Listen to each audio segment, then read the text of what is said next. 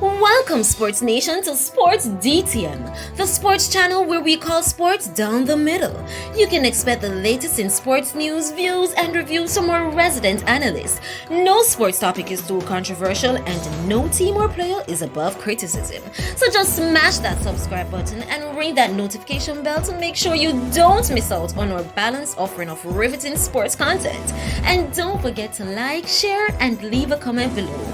Welcome to Sports DTM. Greetings, Sports TTM fans, and welcome to another interesting episode of Sports Down the Middle. I'm your host, T-Gat. All right, so today we're going to have a special guest in the studio, and we'll be talking to 876 Stream. Now, before I get into that, I just want to tell you that the Jamaica Football Federation recently announced that they are in partnership with this the 876 Stream. Now, this is to boost sponsorship and try to get out funds. And so you know that the JFF are out. There's a long time they're trying to get somebody to help them with this side of the marketing. So in studio, we're gonna have join us the manager director, Mr. Conrad.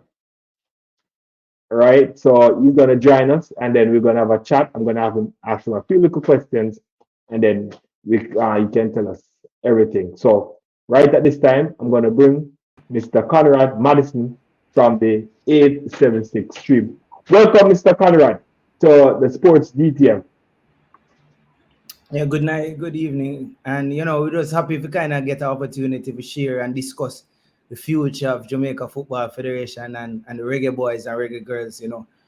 Our biggest pride is one of those two entities, the boys and the girls. So happy to come here and discuss. It's a big platform, and we're happy we get the opportunity to share with your platform and discuss it further. Okay, thank you, sir. Thank you so much. So, first of all, just tell us about the 876 Stream. Tell us about what it's all about. Well, we started off in one of the big things is that we said we want to make sports a viable industry in Jamaica. We have been very good at sports for years, and I don't think there's any entity that is out there saying we're going to focus on making sports viable in Jamaica by commercializing it, bringing attention to it, marketing it, highlighting it. So that was one of the passion points for us as a team. We said to ourselves, who is out there that's going to sit down and look at one of our biggest properties? So there's somebody there, there are a lot of players in the entertainment space that build the Dream Weekends and the Sumfest and those kind of properties. Who is sitting down and saying, the next big thing coming out of Jamaica is sports? That's the next big thing. And nobody's focused on it. And we said to ourselves, we want to be one of those champion players. Based on the skill set of the team, both local and overseas players, now we sat down one day and said, what, this is it. This is the next play. And then we started focusing on it. And we started off in COVID, pre-COVID, and then COVID happened. That was the worst time. But we said, let's highlight it. Let's do all kind of content. So we started highlighting top Jamaican players. And then it built out from there. We started adding sponsorship. We started doing major brands, Jamaica Premier League, champs, work on a lot of lacrosse, all kind of major tournaments in major sports and minor sports, netball, all this kind of stuff. And we said to ourselves, let's continue to go after developing sports in Jamaica. And I think one of our big success was Jamaica Premier League, which, opened the door for a lot of what you're seeing now. Oh, good. Thank you. So my first question to you, Sir Madison, is what drew you over to the JFF project? Well, if you love football and you're into sports, then for certain the JFF project would be a number one goal in your career. You would want to go for that. But there were some other stepping stones that were very important to us, which was Jamaica Premier League. For the last 2.5 years, we have been working with them, and we thought there could be some excitement back with the Jamaica Premier League. It was important. And we set out, reached out to the team there, and they like our platform, our 876 social media platform, which were highlighting a lot of good things at the time. We got the marketing contract, and I would say the rest is history. The pages have been growing widely. People from all over the world are following Jamaica Premier League. As a result, we made it very exciting. You always get match highlights. You get, a little shift, a little salad, a little this, it's something there for people to be entertained. And that brought a lot of attention to us in terms of football. And I think from there, we started doing some one-off projects for JFF, I guess, to build some confidence.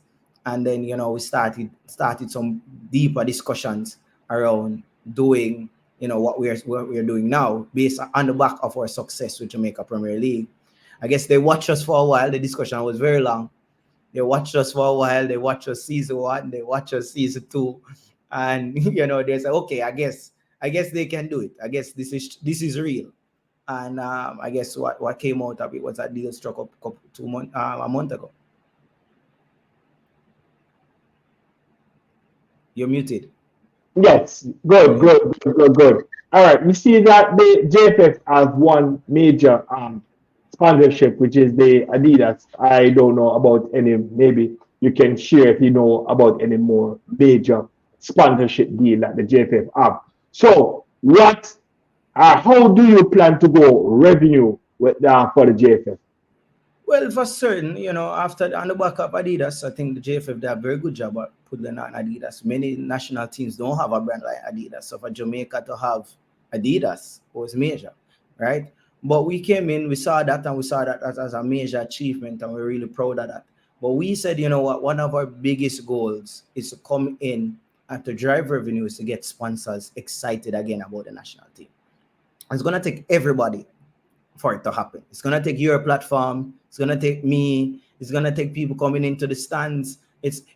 Sponsors not going to come on unless they feel the energy back from the people. They feel like there is some new energy to the marketing. The marketing looks exciting. And, so we said to ourselves, one of the biggest things is to try get the corporate Jamaica on board. But we are not necessarily worried about corporate Jamaica coming on board. That's not our biggest headache. The number one thing to get revenue and to get sponsors on board is the funds.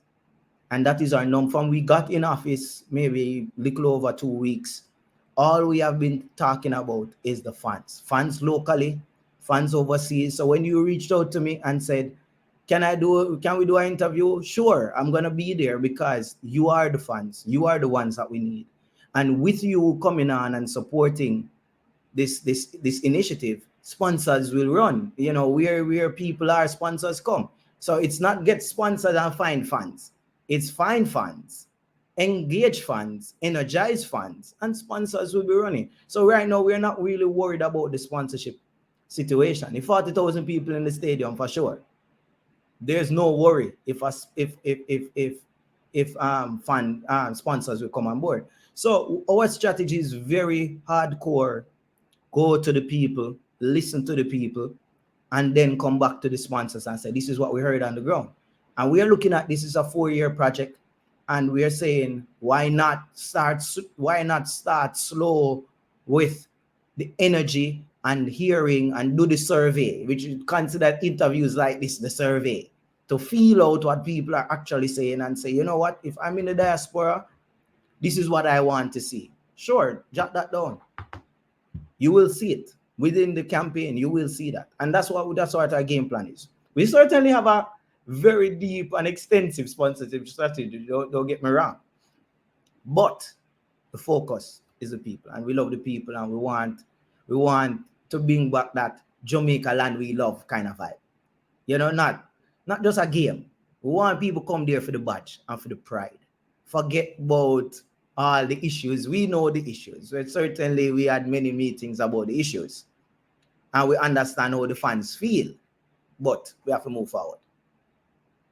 Okay, good. And you're talking about fans. So, yeah, man, that leads me on to my next question. I remember when the Jamaica team in previous time qualifying for the World Cup, especially the 90 or 98 World Cup, there was a lot of fans in the stand and there was a lot of giveaways and everything was there. So how do you plan? Like we have coming up now the World Cup qualification in June. All right. So we're here now and we're trying to set to tell the fans how do you plan to interact with the fans or tell the fans to come out and watch the first World Cup qualification game. How do you plan to interact and tell them? Well, one thing I can tell you, I can't get the secret. Come on, them come see something new and something fresh. But with about 4 weeks to go, we have a lot of games for the year. I think we have 7 games this year. I think we have 4 Copa. We think we have 2 now, and then we have about 2 or 3 later down in the year. So round about 7, 8 games this year. So and we Okay, have so all games. yeah, we have the 2 World Cup qualification, we have the Copa, and we have the Nation League. Our Yeah. nation. So we have a decent amount of games for the year. So we expect that fans should have an expectation that as we progress over the next couple of months, the experience will increase. Week, match by match, experience by experience will increase. What we want to do is we want to make sure that there is some vibes in the stadium. That's one of the things I can confirm. We will be looking forward to bringing some vibes and some energy, whatever ways we can for the first game and for all the games for the year. We don't want a boring stadium. So people must come out to come cheer, come with them pot cover, come with them shirt, come in your yellow, come in your black, come in your green. We don't want nothing else in the stadium. We want a Dortmund kind of stadium, that yellow and black look and feel. If we can get that, that's the kind of vibe we want. We want to create a culture when people come to stadium, you don't want to come back. You don't want to come back. A competing team must want to come back at Jamaica. Them afraid. Not because of just the players, just the atmosphere. A Liverpool, a Real Madrid, you're scared. Not because just on the players on the field, but we want to create that culture. We are already an energetic nation. That if vibes in the stadium, we create vibe. We make vibe. Jamaica make vibe, and we want to make sure that that is one of the things. We certainly will be engaging the sponsors to add some additional unique experiences as per, we can't disclose it because the sponsors we're working through that now. But every sponsor that will be coming on, we want them to add some things as you walk in, add some things in at the grandstand, add some things in at the bleachers. We want to see some big flag. We want to see some drumming. We want you to come with whatever your energy is. Not different from what you see at Champs, you want to see in the National Stadium. And yes, people love track and field in Jamaica, but one thing I know, people love football. And they love the reggae boys. So for us, we want to bring as much of that energy. We'll be adding some things closer to the time when things are confirmed to say, oh, exactly this will be happening. But I can say to you, the plans are afoot for something nice and exciting for the first game. Good. All right. So this is what I know about the fans, all right, or the Jamaican culture. We're not really a football nation per se.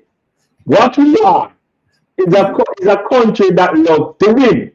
If the Jamaica Reggae Boys are winning, I guarantee you that the stadium will be packed to capacity. All right, but if they are not winning, I guarantee you the stadium is going to be empty. No, Mr. Conrad, you have that the Jamaica Football Federation has hired you to keep, if we're not willing to bring out the fans.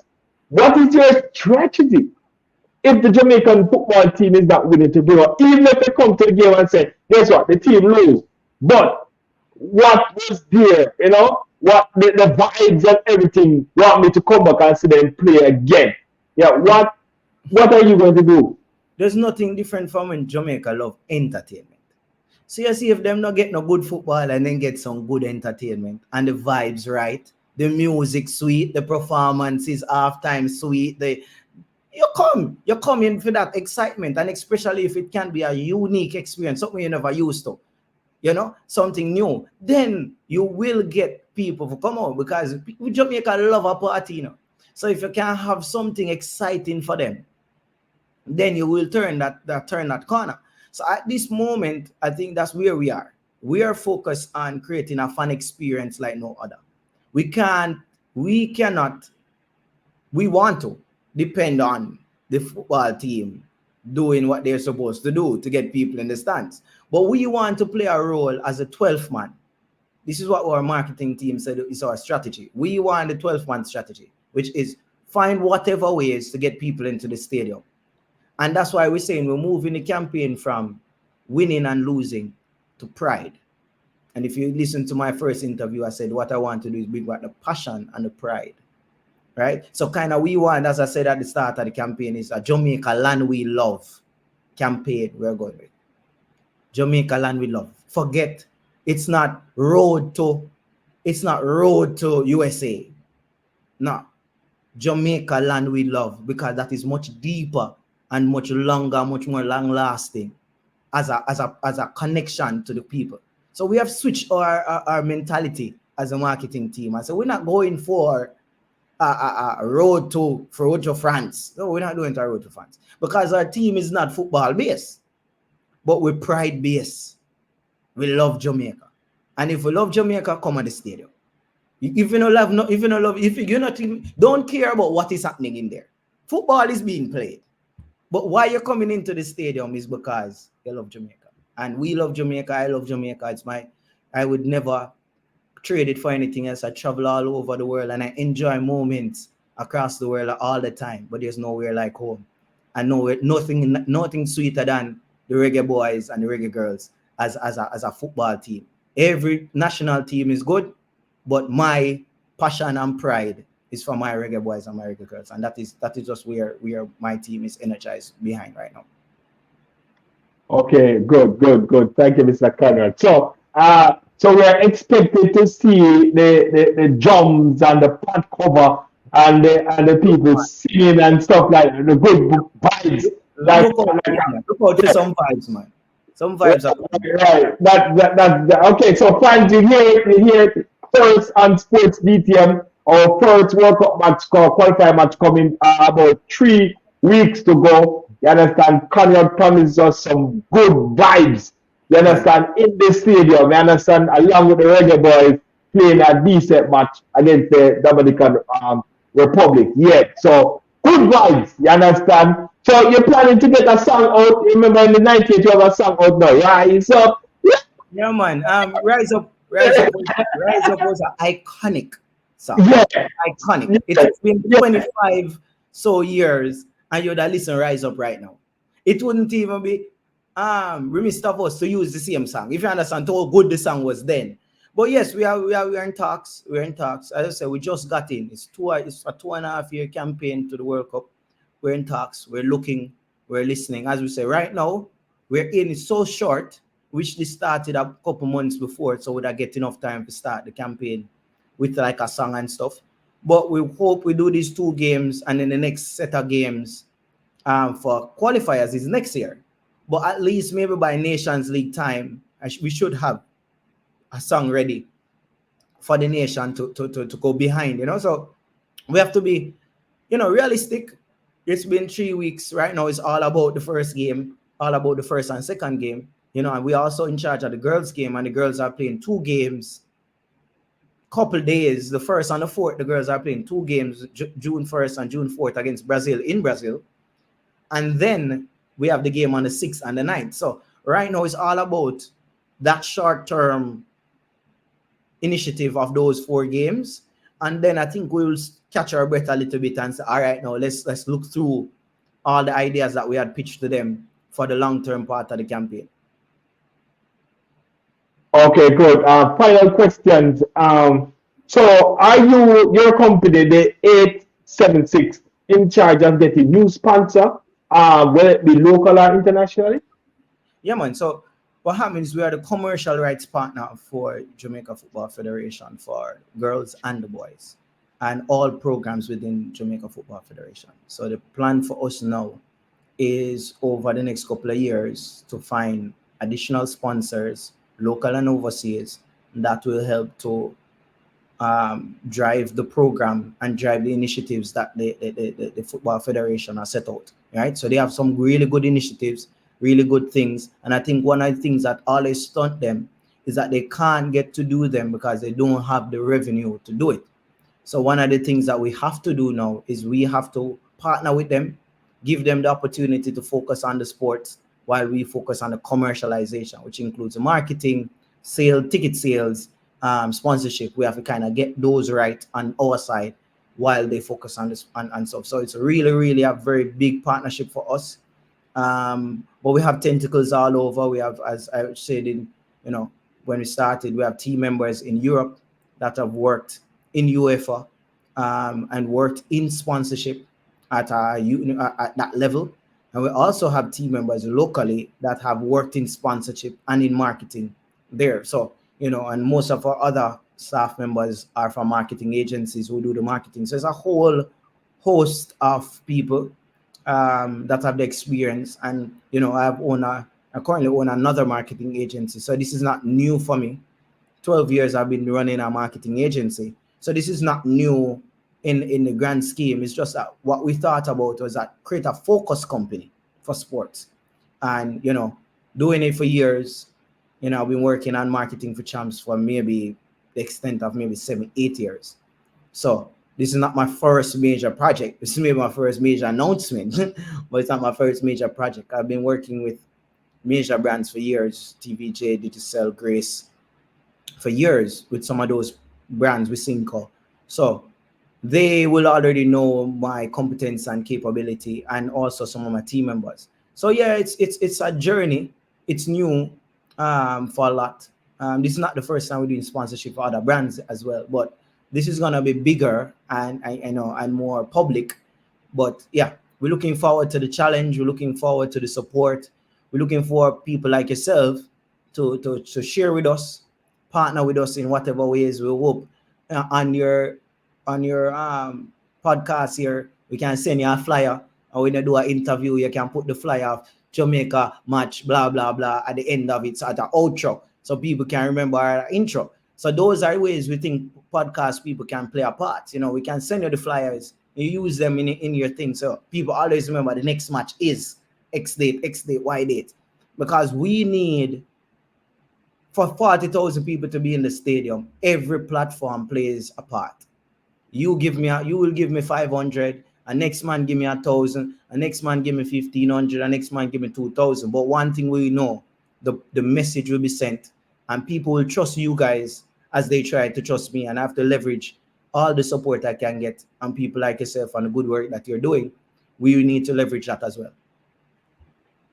Thank you so much. Thank you so much. So when it come on to the sports down the middle, yeah, sports DTM, we are always in support of the Jamaica Football Federation, whatever means, we love the football, first of all, and we love the reggae boys. Understand? Some of them are close friends of mine. So everything we do to drive the project, to drive fans to come out the stadium to watch the game, sports DTM will be right there. So thank you, Sir Conrad Mathison, for coming on, sharing your idea and stuff like that. And we're looking forward to get that good vibes, back in the stadium. You understand? Yeah, Looking forward to all of these wonderful excitement, the rise up song and everything. We're looking forward to that. You understand? Not the road to USA, but pride. Right? Bring back the pride. That's what we say. We're bringing back the pride of the Jamaica football. You understand? Yeah, this is our pride, and joy. You understand? When Jamaica is winning, you understand, less violence is on the street. You understand? We enjoy the football, and everybody talk about football in the bars, on the street corners, everywhere. You understand? And youth out there can make a honest living and try to achieve what these international footballers are doing, striving to become a Dina Low, striving to become you